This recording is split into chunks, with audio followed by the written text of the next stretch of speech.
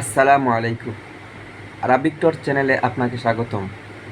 প্রিয় বন্ধুরা, সাইয়্যিদুল ইস্তিগফার সম্পর্কে নবী করিম সাল্লাল্লাহু আলাইহি ওয়াসাল্লাম বলেছেন, যে ব্যক্তি সাইয়্যিদুল ইস্তিগফার দিনের বেলায় মন থেকে পড়ে সন্ধ্যার আগে মারা যায়, সে জান্নাতি হবে। সুবহানাল্লাহ।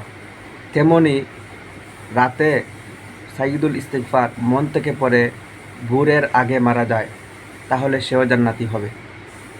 তাহলে বন্ধুরা, সাইয়্যিদুল ইস্তিগফার কি?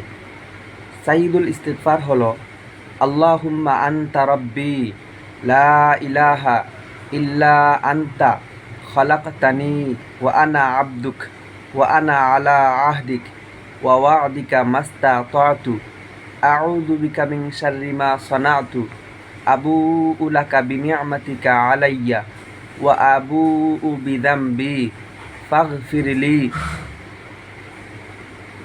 فإنه لا يغفر الذنوب إلا أنت